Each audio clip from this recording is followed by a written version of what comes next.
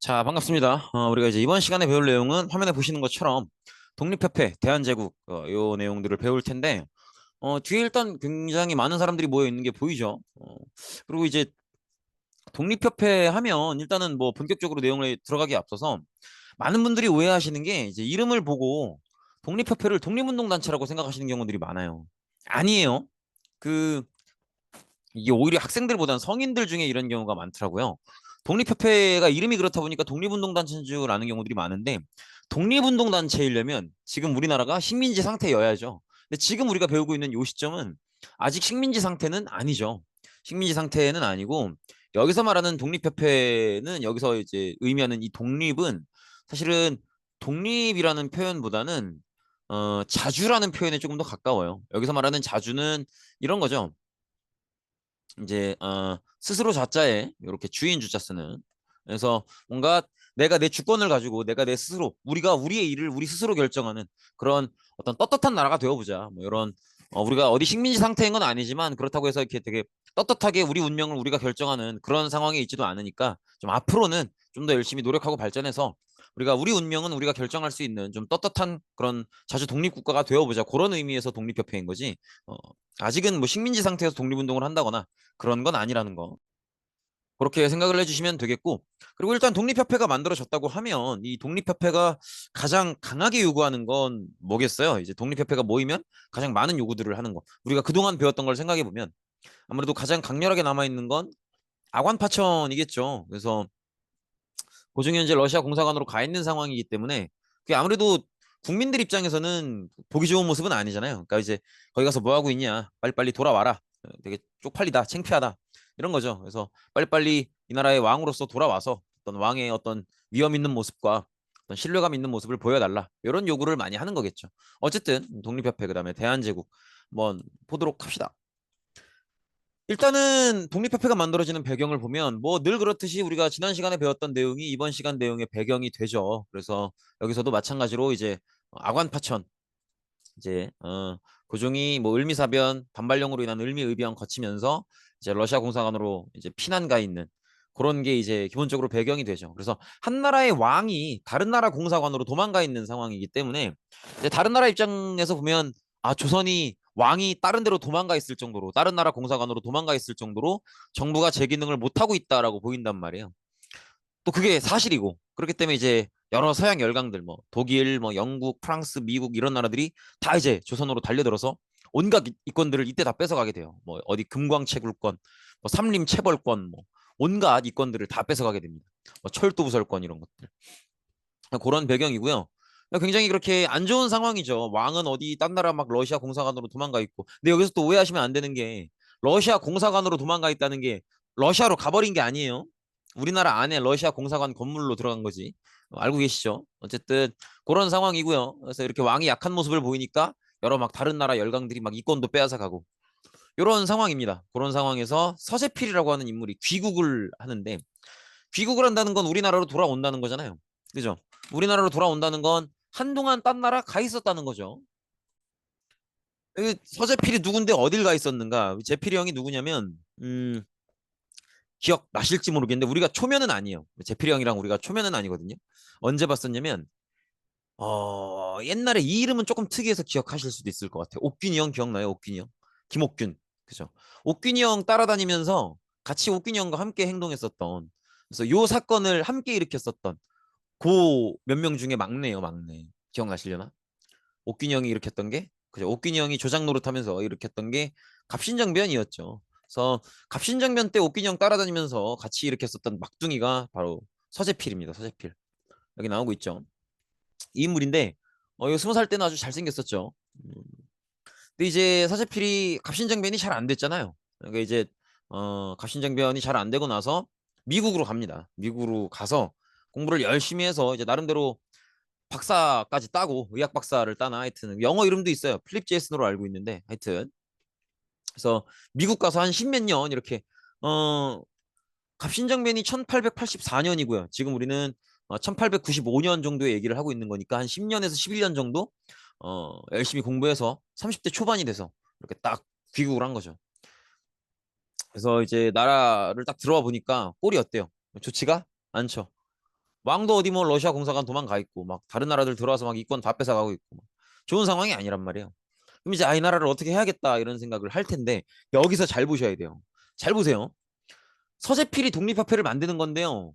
이 서재필이 어떤 사람인지를 보면 독립협회가 뭐 하려는 조직인지를 알 수 있어요.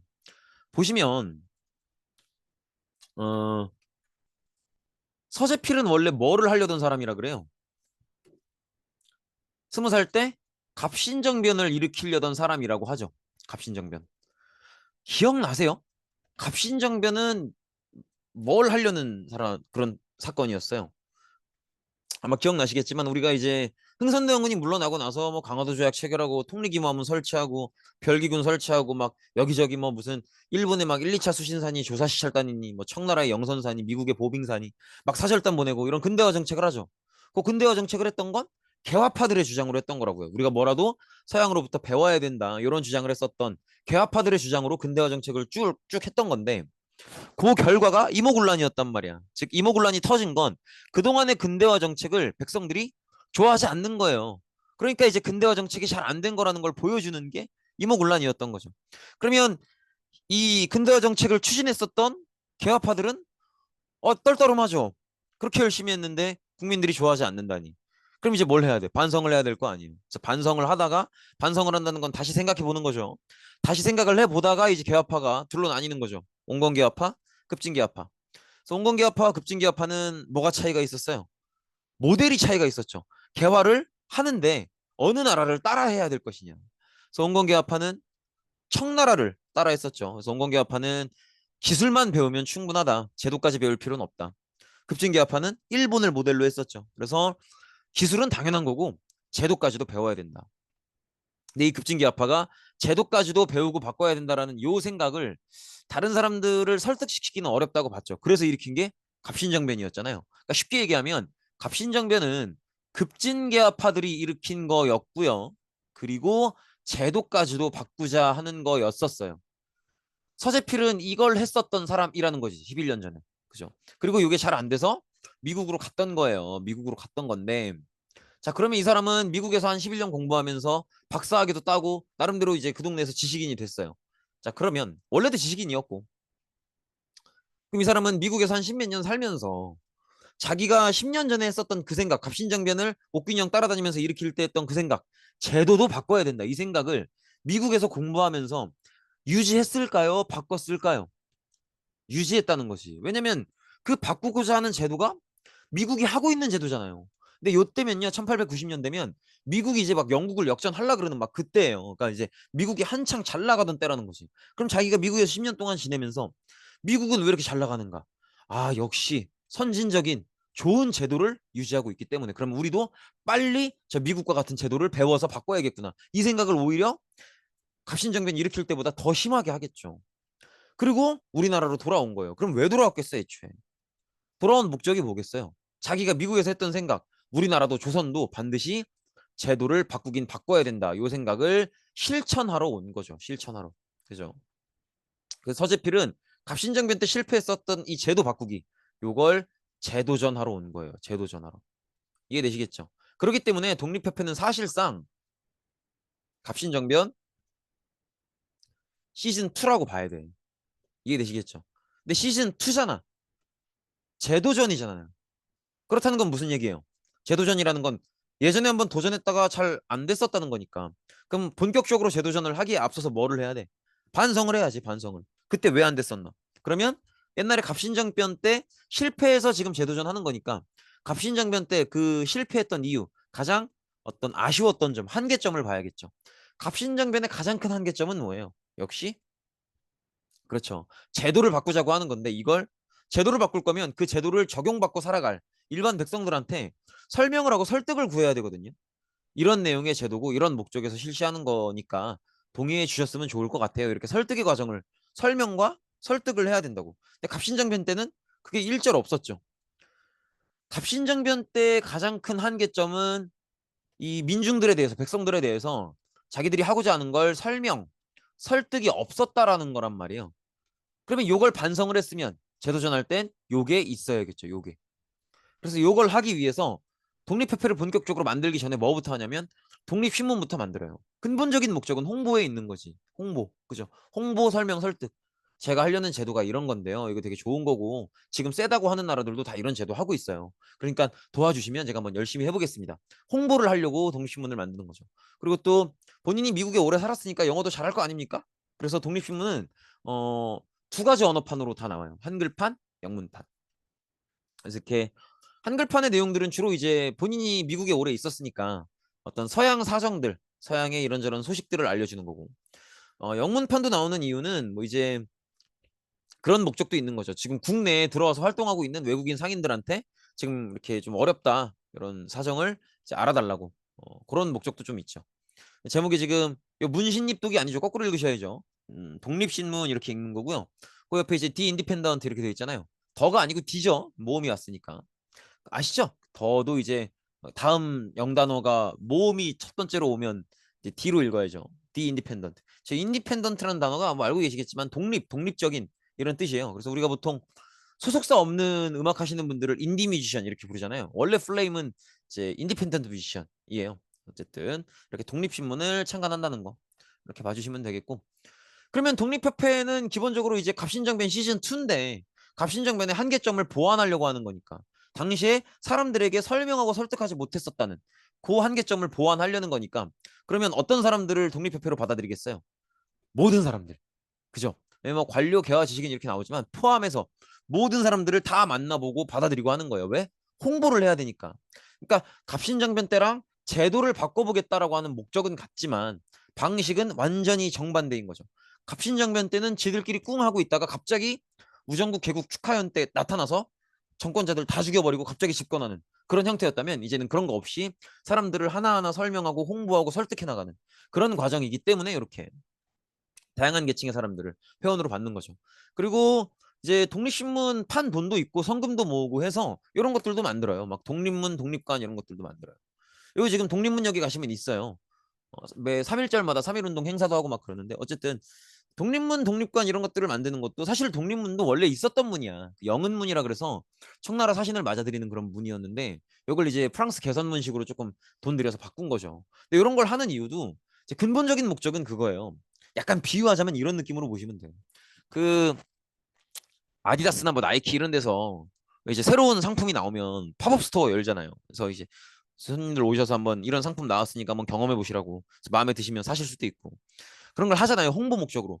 큰 틀의 의미는 그런 거라고 보시면 돼요. 여기 우리 독립협회가 활동하고 있고 우리 활동 목적은 지금 우리 조선의 제도를 한번 이렇게 서양식으로 더 좋게 바꿔보려고 하는 거다. 그러니까 우리의 어떤 의지와 의도와 목적을 좀 알아달라. 더 새로운 제도가 들어와야 조선이 발전할 수 있다. 우리가 그걸 하려고 하는 거니까 도와달라. 이 홍보 목적인 거예요. 홍보 목적 결국에는. 그래서 그렇게 알아두시면 되는 거지. 그래서 기본적으로는 홍보 목적이라고 보시면 돼요. 기본적으로는. 그러니까 여기서 우리가 뭘 보셔야 돼? 독립협회가 갑신정변 때와 목적은 거의 같지만 하는 방식이 완전히 바뀌었다라는 걸 알 수 있는 거죠.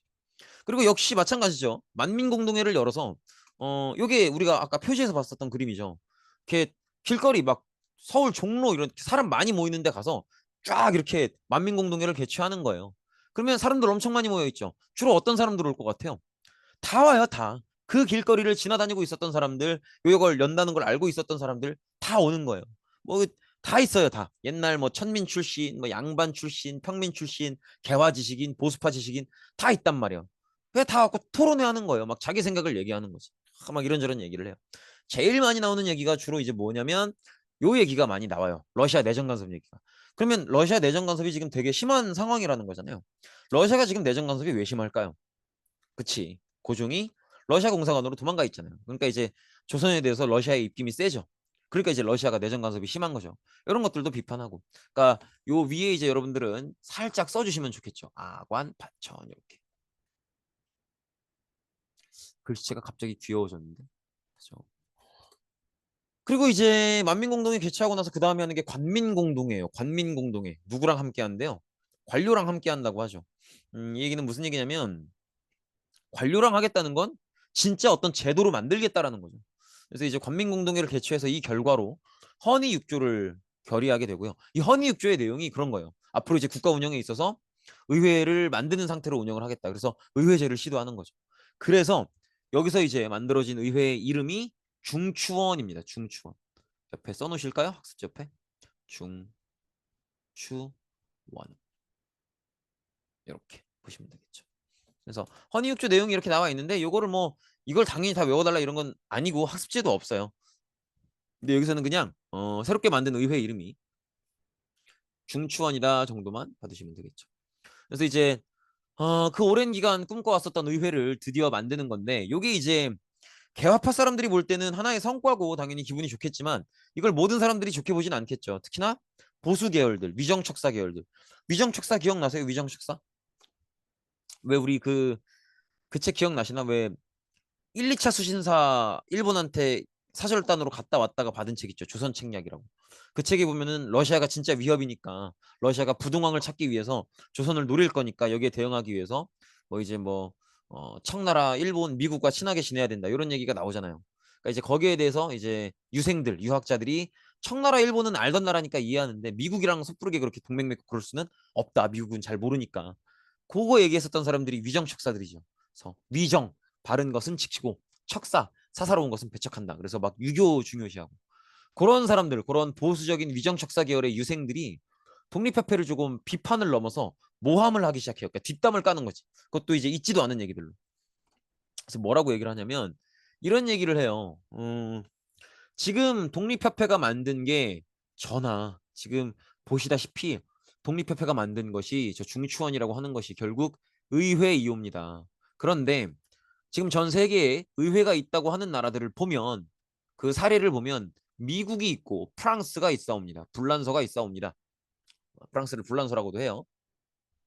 이런 나라들을 가만 보시오면 이 나라들은 의회가 있고 그 정치의 형태가 공화정이옵니다. 이렇게 얘기를 한단 말이에요. 공화정이 뭐예요? 왕이 없는 정치 형태죠.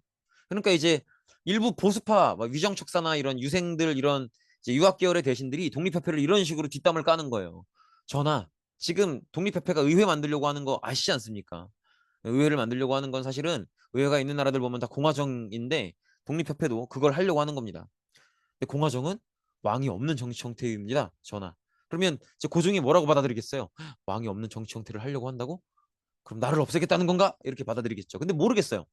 고종이 이 말을 실제로 믿었는지 안 믿었는지는 알 수 없어요. 왜냐면 독립협회는 의회를 만들려고 시도했지만 의회를 운영하는 나라가 다 공화정인 것도 아니고 영국은 입헌군주정이잖아요. 그렇기도 하고 독립협회가 공화정을 얘기를 꺼낸 적도 없어요. 그렇기 때문에 고종이 이 보수파 대신들의 모함을 믿었는지 안 믿었는지는 알 수 없어요. 알 수 없지만 어쨌든 고종은 이 얘기를 듣고 보부상 단체를 불러 모아서 황국협회라는 단체를 만들어서 독립협회를 강제 해산시켜 버립니다. 보부상 단체 보부상이 뭐냐면 우리 조선 후기 배울 때 배웠었는데 이제 자기 팔 물건들 들고 돌아다니면서 여기저기서 파는 그런 상인들이 보부상이죠. 5일장 돌아다니면서. 이 보부상들은 사실은 활동을 하려면 어 1년에 한 번씩 이렇게 허락을 받아야 돼요. 정부로부터 승인을 받아야 돼요. 그러다 보니까 이제 정부 말을 잘 안 들을 수가 없어요. 그래서 이제 보부상들이 자기들 이제 고종 입장에서는 보부상 단체가 자기 말을 잘 들을 거라는 걸 아는 거죠. 그래서 이렇게 보부상 단체들을 불러 모아서 황국협회라는 단체를 조직해서 독립협회를 황국협회를 이용해서 강제 해산시켜 버리는 거죠. 그래서 이렇게 알고 계시면 되겠고요.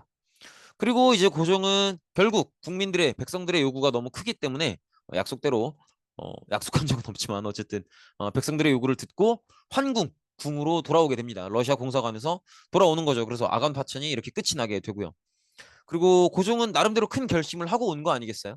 그래서 이제 결심을 한 김에 이제 내가 더 이상 이렇게 쪽팔리게 왕으로서 막 도망가 있고 이런 모습 보이지 않고 내가 왕이고 이 나라가 자주적인 우리의 주권이 있는 우리의 어떤 운명은 스스로 결정하는 그런 나라임을 그 위상을 널리 떨치겠다 뭐 이런 각오를 다집니다.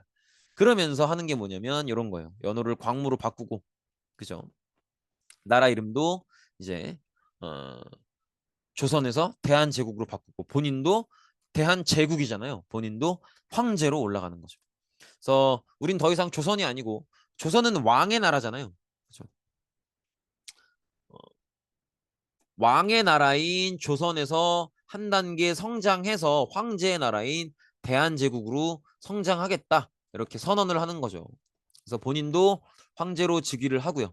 그래서 나라 이름도 대한제국으로 바꾸고 자주 독립국가를 선언하게 되는 거죠.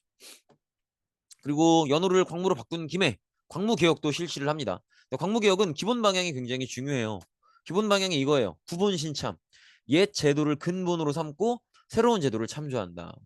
왜 이게 중요하냐면 아까 얘기했다시피 고종이 독립협회를 해산시키잖아요. 독립협회를 해산시키는데 우리가 아까 배우기로는 뭐 보수파 대신들이 공화정 뭐 이런 모함을 했다고 하잖아요. 근데 아까 얘기했었죠. 고종이 그걸 믿었는지 안 믿었는지는 알 수 없다고.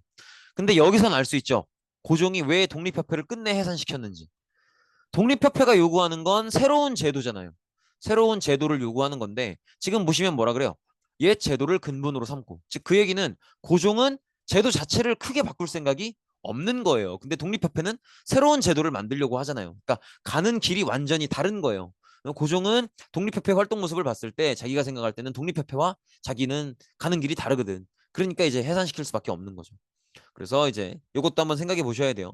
고종이 광무개혁을 통해서 보여준 고종이 가고자 하는 길과 독립협회가 보여준 독립협회가 가고자 하는 길은 너무 다르다. 그렇기 때문에 고종은 독립협회를 해산시킬 수밖에 없었다라는 걸 한 번쯤은 생각은 해보셔야 되고요.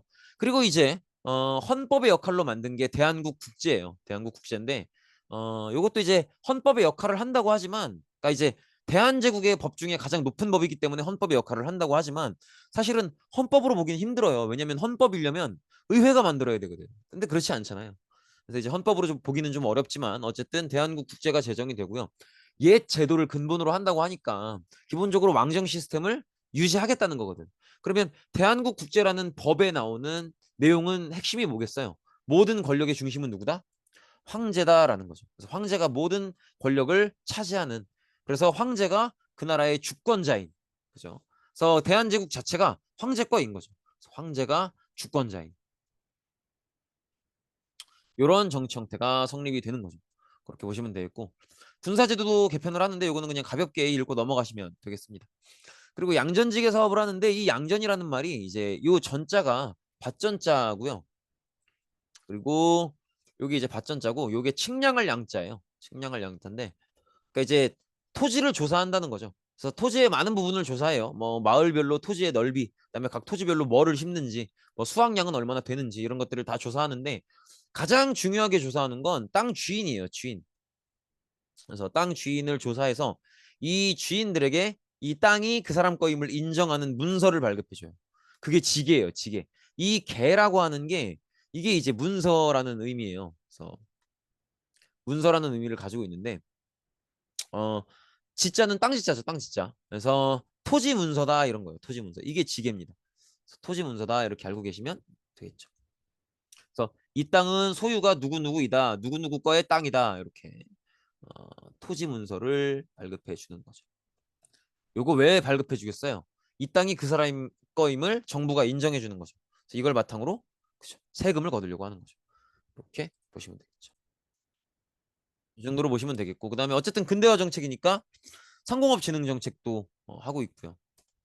그다음에 이제 여러 가지 회사도 세우는 거죠. 섬유하면 이제 옷 만드는 회사고요. 해운하면 그렇죠. 해운하면 이제 바다나 강 이런 데 위에서 배로 물건을 실어 나르는 그런 회사가 해운 회사고요. 철도 회사는 아실 거고. 그래서 나름대로 우리나라가 이제 대한제국 때 철도도 만들려고 해봐요. 서울에서 인천을 잇는 경인선도 한번 만들려고 해보고 하는데 결국 돈이 부족해서 잘 안 되게 되죠. 그리고 기술을 가르치는 기술학교, 과학기술을 가르치는 그다음에 상공학교는 이제 상공업 그런 것들을 가르치는 상공학교를 세우기도 하고요. 나름대로 이제 유학생도 파견해보고 다양한 노력들을 하는 거죠. 그래서 그 의의를 보면 굉장히 자주적인 개혁이다 이런 얘기를 하고 있죠. 어, 그래서 실제로 자주적 개혁이라고 할 만하죠. 자주적 개혁이라고 할 수 있겠죠. 왜냐면 우리가 이제 그동안 개혁자 이름 붙은 내용들을 보면 뭐 제1차 가부개혁, 제2차 가부개혁, 을미개혁 다 이런 것들 일본이 주도했었잖아요. 근데 지금 이 광무개혁은 누가 주도하고 있어요? 대한제국을 수립한 고종이 주도하고 있는데 이 고종이 우리나라 사람이잖아요. 이제 우리나라 사람이 우리나라 지도자가 주도하는 개혁이니까 자주적 개혁이라고 할 만하죠. 이런 의미가 있고요. 그다음에 한계점으로는 마지막 줄만 보시면 될 것 같아요. 광무개혁 역시도 새로운 제도를 적용하는 건데 근데 이제 일반 농민의 동의가 없죠. 이런 부분들을 볼 수 있다라는 거 보시면 되겠습니다. 고생 많으셨습니다. 오늘은 여기까지입니다.